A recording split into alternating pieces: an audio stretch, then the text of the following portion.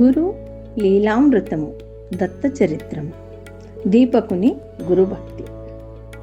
అందులకు దీపకుడు, శ్రీహరి, నీ సందర్శనమును నేను కోరి ఉండలేదు. నీ వరములపై నాకు ఆశయునూ లేదు. నా గురుదేవుడే నా సర్వస్వము సమస్తము. నాకు గురువు అనుగ్రహము లభించును. మీరడుగు మనినందున నొక్కటి అడుగుచున్నాను. నీ కొరకెందరెందరో తపము సలుపుచున్నారు. పాపము వారలను అనుగ్రహించుటకై తమరు దయచేసి బయలుదేరవచ్చునని పలికెను. వరమొసగ వలయునన్న కుతూహలము పట్టుదల విష్ణుదేవునకు విడనాడక దీపకున ఎన్ని విధములను చెప్పి చూడ చివరకాతడు, ఆదినారాయణ, దేవతా సార్వభౌమ, నీవు నన్ను వదులున్నట్లు లేదు. గురు శుశ్రూష అంతరాయము కలుగునన్న భయము నన్ను పీడించుచున్నది. నా గురుదేవునిపై నాకు భక్తి ఇంతకన్నా మిక్కుట మగునట్లు దయచూడుము. ఇంతకన్నా వేరొండు వరముతో నాకు నిమిత్తము లేదని పలికాను. భలి భక్తాగ్రణి, భలి భలి, గురువననెవరు, విశ్వేశ్వరుడననెవరు, విష్ణుదేవుడననెవరు. వేషములు వేరు వేరైనను పాత్ర దాని ఒక్కడే సుమీ.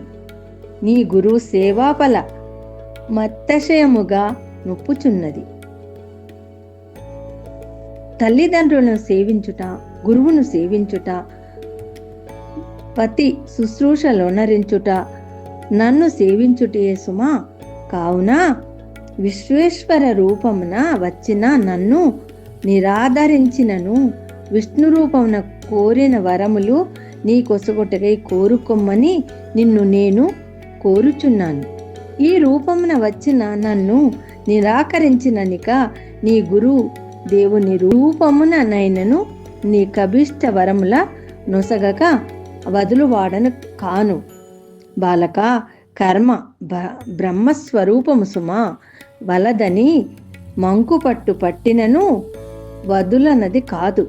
గురు సేవ సత్కర్మకు సత్ఫలితము నీకు దక్కే తీరును. ఆకాశము నుండి పడిన నీటి బిందువులు ప్రవాహ రూపమున సముద్రమున కలియునట్టులా దేవున కే రూపనామములు కల్పించి జీవుడు సత్కర్మల నాచరించినను ఫలప్రదాతను నేనవుదును. నా విధిని నేను నిర్వహించవలసిందే కదా. నీవి మర్మము నెరగక నన్ను పొమ్మని నేనెట్లు పోగలను? దైవానుగ్రహం లేనిది గురుభక్తి పొసగదు. గురుభక్తి పరాయణను 33 కోట్ల దేవతలు వశు లగుదురనుట నిజం అని ఇట్లు దీపకుడును శ్రీనాథుడును సంభాషించుచుండా వేదధర్ముడు శిష్యుని పిలిచి, ఓయి, ఇప్పుడు వచ్చినదెవరు? నీవేమి అడిగితివని ప్రశ్నించాను. శ్రీ రమారమణుడు నాకు వరమిచ్చదనని గట్టిగా పట్టుపట్టినాడనియు నాకు గురుభక్తి మిక్కుట మగునట్లా ననుగ్రహింపమని యాచించితినని అంటే కోరితినని దీపకుడు గురువుతో తెలిపెను. గురుదేవుడు శిష్యుని భక్తికి మిక్కిలి సంతసించి, దీపక, నీ భక్తికి నేను మిక్కిలి ఆనందించితిని. నీవు కాశీపట్టణమున సుఖముగా వర్ధిల్లుము. నా యాశీర్వచన ప్రభావమున సమస్త సిద్ధులు సర్వ విద్యలు నీకు ప్రాప్తించినవి. సిద్ధగణములు నీ ఆజ్ఞకు లోబడునుగాక. నవ నిధులు నీకు లభించునుగాక. శ్రీ కాశీ విశ్వనాథుడెల్లవేళలా నిన్ను కంటికి రెప్పవలే కాపాడునుగాక. వత్సా, వేయేల నీ నామ సంకీర్తన మునరించినంత మాత్రమున మానవులకు సమస్త కష్టములు తొలగి పోవునుగాక. కుష్ఠరోగము లుపశమించునుగాక. నిన్ను భక్తితో స్మరించిన వారలకు కలత్ర పుత్ర పశు సంపద లభించునుగాక.